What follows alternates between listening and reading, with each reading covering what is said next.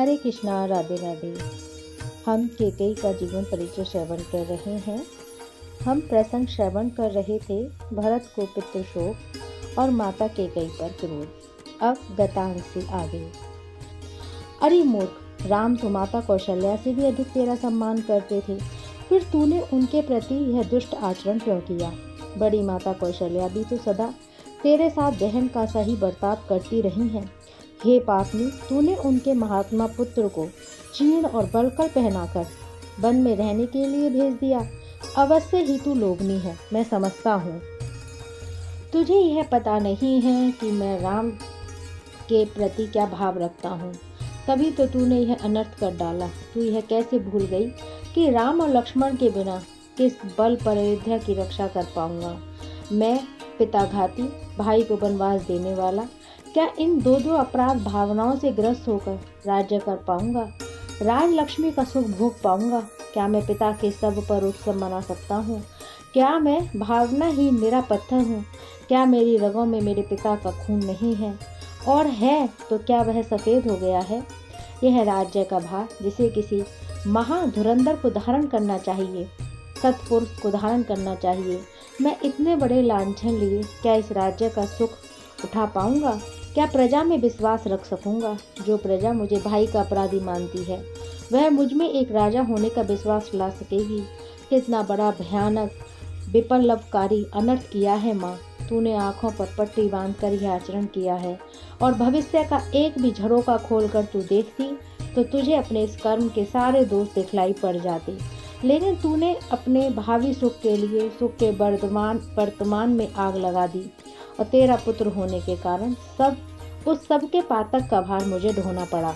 राम की तुम्हारे प्रति श्रद्धा तो थी ही, जिसे तुम नहीं पहचान पाई। वे तुम्हारे एक बार के कहने से बिना किसी आपत्ति के राज्य को छोड़कर वन को चले गए, और तुम देखती रह गई। तुमने यह नहीं सोचा, जिस राम के मन में आज्ञा का महत्व है, राज्य का नहीं, वह राजा बनकर तुम्हें कितना मान देता। तुम तो यह कल्पना भी नहीं कर सकती थी।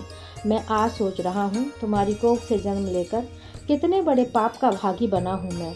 तुमने राजधर्म को भुला दिया है माँ। भला कभी बड़े भाई के होते हुए छोटे भाई को राजा होते देखा है? लेकिन यह तुमने कर दिखलाया माँ। तुम सोचती हो तुम्हारी इच्छा को सम्मान देते हुए मैं यह राज्य ग्रहण कर लूँगा? नहीं, तुम्हारे इस पापपूर्ण विचार में मैं कदापि शामिल नहीं होऊंगा। तुमने अपने स्वार्थ में आकर मुझे जिस दलदल में फंसाया है, अब राम ही मुझे उससे मुक्ति दिला सकते हैं। ऐसा मत सोचो बस, मत कहो मुझे बस। तुमने मुझे एक जीते जागते षड्यंत्र की गंध आ रही है, जो स्वहित में लोक मर्यादा सभी का परित्याग करके, धर्म का परित्याग करके तुमने मुझ पर आरोपित करने का प्रयास किया है। तुम्हें तो महाराज की मृत्यु पर भी शोक करने का कोई अधिकार नहीं। अरे, जिसने अपने पति के हित को नहीं जाना, जो उसके मरण का कारण बनी, वह समझ ले कि उसका पुत्र भी मर गया। तुमने इस कुल का विनाश करके भ्रूण हत्या का पाप अपने सिर पर लिया है। तुम्हें तो नरक ही मिलेगा। राम को देश निकालना देकर जो पाप तुम्हारे सिर चढ़ा है, वह तुम समझती हो छोटा पाप है। कोई स्त्री अपने जीवन में इससे बड़ा पाप और क्या कर सकती है? बचपन में मुझे महामंत्री सुमंत्र ने जो कथा सुनाई थी, वह आज मुझे बिल्कुल सही लग रही है। जब तुम्हारी माता ने एक पक्षी की आवाज़ के संदर्भ को लेकर हठ धारण करके यह जानकर भी कि यदि महाराज ने रहस्य बता दिया तो उनके प्राण चले जाएंगे, अपनी हठ नहीं छोड़ी। और अंतोगत्वा बुद्धिमान थे तुम्हारे पिता, जिन्होंने तुम्हारी माँ के स्वरूप को पहचान कर ऐसी स्त्री को त्यागने का संकल्प कर लिया जो पति का अनिष्ट चाहती है।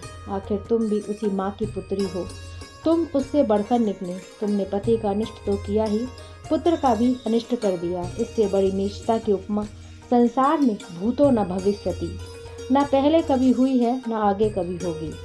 तुमने जो पाप अर्जित किया है, सोचा है अपने अहंकार में न केवल स्वयं विधवा बनी, बल्कि अपनी दोनों ही सहपत्नियों कौशल्या और सुमित्रा को भी बलात् वैधव्य झेलने के लिए बाध्य किया है।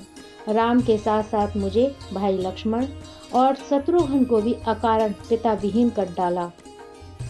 तुम्हारे कारण पिता की मृत्यु हुई, तुम्हारे कारण अयोध्या का सूर्यास्त हुआ, तुम्हारे कारण अकारण ही मैं अपयश का भागी बना। पितृघात में, राज्य लोभ में पड़कर तुमने मुझे इतिहास में अपयश का भागी बनाया है। तुम माँ के रूप में मेरी शत्रु हो।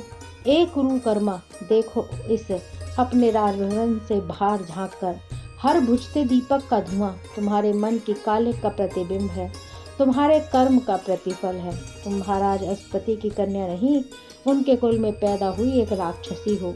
ए पति और पिता के कुल को विधवों बसित करने वाली महिमामयी नारी, तुम स्वयं को कहाँ स्थापित करेंगी? किस लोक में तुझे जगह मिलेगी? जो राम माता कौशल्या से भी अधिक तेरे प्रति आस्थावान थे, तूने कभी सोचा है उनकी आस्था को अकारण ध्वस्त करके कितना बड़ा पाप तूने कर दिया? इस जगत में किसी की आस्था को खंडित करना सबसे बड़ा पाप होता है, और वह पाप तूने किया। तुमने शायद यह कथा नहीं सुनी। एक समय की बात है, धर्म को जानने वाली और देवताओं से सम्मान पाने वाली कामधेनु गाय ने पृथ्वी पर हल जोतते जोतते अपने 2 पुत्रों को अचेत होते हुए देखा। धूप भरी दोपहरी में लगातार हल जोतने से वे बहुत थक गए थे। अपने पुत्रों की यह दुर्दशा देख देव गौ माता सुरभि की आंखों में आंसू आ गए। देवराज इंद्र कहीं जा रहे थे। अकस्मात उनके शरीर पर सूर्य की ऊष्मा के समान तपते हुए 2 आंसू गिरे, जिनकी सुगंध से उन्होंने पहचान लिया कि यह देव गौ माता सुरभि के आंसू हैं। उन्होंने आंखें उठाकर सामने देखा तो आकाश में 3 भाग से रोती हुई सुरभि को पाया। इंद्र ने हाथ जोड़कर उनसे पूछा, हे देवी, क्या हम पर कोई भयानक विपत्ति आने वाली है? आपके शोक का कारण क्या है? उस धीर स्वभाव वाली देवगौ ने उन्हें बताया, वह तो अपने उन दोनों पुत्रों को घोर संकट में भी मग्न हुआ देखकर शोक कर रही है, जो हल जोतकर थकने पर भी कर्मरत हैं। ये दोनों बैल अत्यंत दुर्बल और दुखी हैं। यूँ तो पहले ही धूप में त्रस्त हैं, उस पर दुष्ट किसान उन्हें पीट रहा है। हे देवराज, मेरे शरीर से इनकी उत्पत्ति हुई है। एक माँ के लिए पुत्र के समान प्रिय दूसरा कौन हो सकता है? ये बाहर से पीड़ित और दुखी है। इन्हीं को देखकर मैं संताप में डूबी जा रही हूँ, जिनके सहर्षों पुत्रों से यह सारा जगत भरा हुआ है। इन कामधेनु को इस तरह रोती देख इंद्र को भी यह मानना पड़ा कि माता के लिए पुत्र से बढ़कर और कोई नहीं होता। जब कामधेनु अपने सहर्षों पुत्रों के होने पर भी अपने 2 पुत्रों के लिए कष्ट पाने के कारण शोक करती है, तो ए माँ, माता कौशल्या के तो एक ही पुत्र है। वह वन में भटकते हुए उसके बारे में सोचेगी तो उसके हृदय की दशा क्या होगी? तुमने यह नहीं सोचा, इकलौते बेटे वाली सती साध्वी कौशल्या को तूने पुत्र से अलग कर दिया। अरे तू इस लोक में तो क्या, परलोक में भी दुख ही दुख पाएगी। तुम क्या समझती हो मैं यह राज्य ले लूँगा? अरे मैं पिता की अंतुष्टि करके, उनका विधिवत पूजन करके यही कर्म करूँगा जिसका उपलक्ष्य लेकर पिता ने राम को युवराज बनाने का निश्चय किया था। मैं यह राज्य जिसका है उसी को दूंगा। तुम जानती हो, राजा केवल प्रजा के सामूहिक स्वीकार का प्रतीक और प्रतिनिधि होता है। वह स्वयं में कुछ नहीं होता, उसे प्रजा शक्तिशाली बनाती है। वह प्रजा के लिए प्रजा का होता है। चाहिए तो ये कि वह प्रजा के द्वारा हो, लेकिन यदि राज्य परंपरा कुल परंपरा को मान्यता देती तो भी प्रजा के हित में संलग्न रहने वाला ही राजा होता है। इसलिए मैं राजा को ही राजा मानता हूँ। वे ही अयोध्या के राजा हैं और उन्हीं को मुझे लौटा कर लाना है। भला पूर्ववासी मुझे घृणा की दृष्टि से देखें, मुझे राम के अधिकार का हंता माने, यह मैं कैसे सह सकता हूँ? अब तो जब राम लौट कर आएंगे, इस भूमि को पवित्र करेंगे, तभी मेरा मन निष्पाप हो सकेगा। और इस तरह भरत माँ केकई से क्रोध में बात करते हुए उस कक्ष को छोड़कर चले गए। अब वे अपने कक्ष में थे। बीच में पीछे बिछे हुए कालीन पर बैठे, सिर को हाथ से पकड़े, आंखों से आंसू बहाते हुए भरत अकेले हो गए थे। उनकी यह दशा देखकर जब मंत्री उनके पास दौड़े और उनसे चिंता का कारण पूछा, तो भरत ने कहा, आप नहीं जानते जो कुछ घट गया है उससे बड़ी और कोई चिंता इस जगत में हो ही सकती है। अब मैं पिताजी के दर्शन करना चाहता हूँ।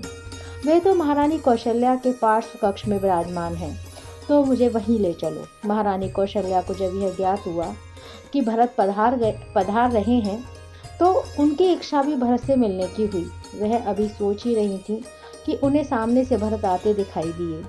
दौड़कर माता कौशल्या के चरणों में गिरकर क्षमा की मुद्रा में भरत ने कहा, माँ, मुझे कुरुकर्मी केकई के पुत्र के रूप में न जानकर केवल राम भक्त भरत मानकर आशीर्वाद दे दो माँ, कि मैं असहाय भरत पिता को तो वापस नहीं ला सकता, कम से कम सूर्यवंश के सूर्य राम को वापस लाकर इस राज्य पर बिठा सकूं, उनकी सेवा कर सकूं। मैं निरपराध हूँ माँ, मुझे और मेरे पीछे होने वाले षड्यंत्र के बारे में कुछ भी ज्ञात नहीं है। राम की माँ से राम का अनुज भरत आशीर्वाद मांगता है और निवेदन करता है कि मुझे मेरी माँ के अपराध का दंड न दिया जाए। तुमने तो मुझे बिल्कुल निरुत्तर कर दिया बस, क्योंकि मैं तो यह समझती थी कि जिस प्रकार केकई ने क्रूरतापूर्ण ढंग से राम को वनवास देकर तुम्हारे लिए राज्य मांगा था, शायद उससे तुम्हें निष्कंटक राज्य के लिए रास्ता साफ मिलता है। नहीं माँ, यह भरत आपके चरणों की सौगंध खाकर कहता है, उसके लिए राज्य की कोई आकांक्षा नहीं है, और तब तो बिल्कुल नहीं, जबकि उसके पीछे इतना बड़ा विनाश हो। मुझे गौ हत्या का पाप लगे अगर इसमें मेरी लेस मात्र भी सहमति हो। तुमने मुझे गहरे गर्त से उबाल लिया है बस, क्योंकि मैं तो यह समझती थी कि माता के अनुकूल तुम निर्द्वंद होकर राम को अपना शत्रु जानकर उसके प्रियजनों को समूल नष्ट कर दोगे। नहीं माँ, ऐसा मत सोचो। मैं आज भी आपके लिए वही आज्ञाकारी पुत्र हूँ और सौगंध खाता हूँ कि जब तक राम को वापस अयोध्या नहीं लाऊंगा, तब तक मैं भी बलकल और चीड़ ही धारण करके तपस्वी का जीवन बिताऊंगा। यह राज्य राम का है माँ, और राम का ही रहेगा। भरत के साथ उसकी पत्नी मांडवी, शत्रुघ्न और श्रुतकीर्ति भी थे। तीनों ने ही माता कौशल्या के सम्मुख सौगंध लेते हुए यह कहा, हमें भाई राम के बिना राज्य सुख गौ मांस के समान है। कौशल्या की आंखों में आंसू झलझला आए और एक विश्वास भरी हूंक मन में उठी। चलो, जिस भय की आशंका थी वह भरत के स्नेह और आदर ने समाप्त कर दी। माता कौशल्या ने भावावेश में भरत को अपनी गोद में खींच लिया और उन्हें गले से लगाकर फूट फूट कर रोने लगी। महर्षि वशिष्ठ को जब यह ज्ञात हुआ तो वे भरत के पास आए और बोले, उठो बस, माता केकई से तुम मिल लिए। माता कौशल्या, सुमित्रा का आशीर्वाद तुमने ले लिया है। अब तुम अपने पिता के अंतिम संस्कार को पूरा करो और आगे का कार्य संपन्न करो। यह प्रसंग यहीं विराम लेता है। हरे कृष्णा, राधे राधे।